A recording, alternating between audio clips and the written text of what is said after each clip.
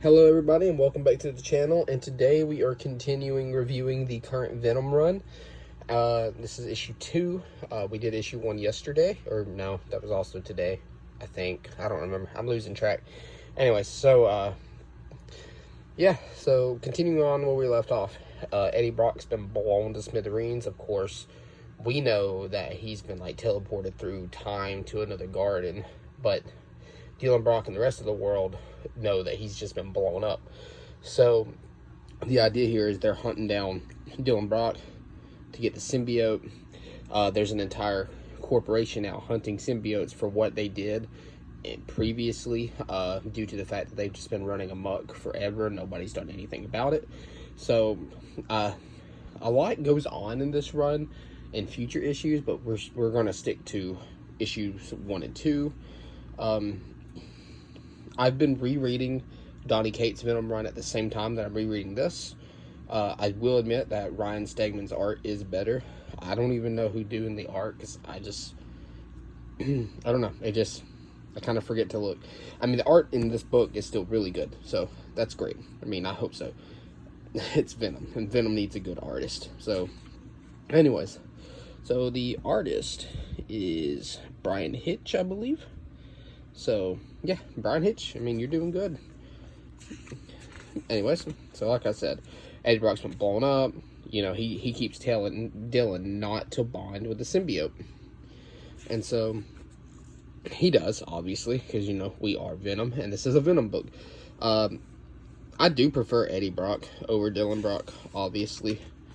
But he asked Venom, like, why didn't he come and save his father? And he said, you know, he did what he thinks Eddie would have done, and he chose Dylan because he knows that Eddie would have also chose Dylan. Really love the cat Sleeper here. He's so cute. So we see Dylan continuing walking around. He hitchhikes. He's trying to get to Sacramento because in the voicemail it tells Dylan to get with a certain character named Lyles Archer. So he goes into a, you know, I'm gonna call it comic book IHOP.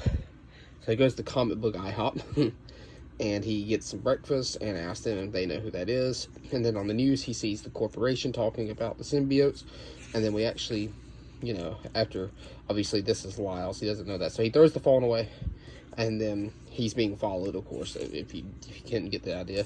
So we cut to the corporation that I was talking about that's, you know, pretty much hunting and targeting the symbiote, specifically targeting Dylan Brock because of the Venom symbiote, as you can tell here.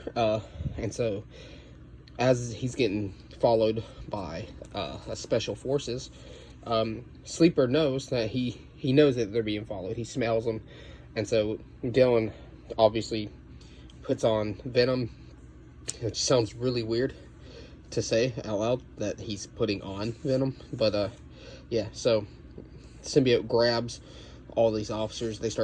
He starts going crazy. So, which this is, I will admit, this right here is a sick page that's super awesome. So obviously they counteract him by hitting him with some sonar blast, because obviously the symbiotes are weak to fire and, you know, extremely loud noises. And then it's funny because the people on the roof that also have suppressors and stuff don't realize that Sleeper is a symbiote as well, which is really funny. So Sleeper actually goes into his symbiote form, who looks really cool. I really like the way he looks. I like the greens and stuff. And then we see Lyles come in, and I guess she's the one that electrocutes him. And then she kicks him in the face, and Venom is like, I had him. And then obviously she's like, nah, also I'm Lyles. Also, come with me if you want to live. And that's where the issue ends. Obviously a shorter issue than issue 1. And then we get the cover for issue 3.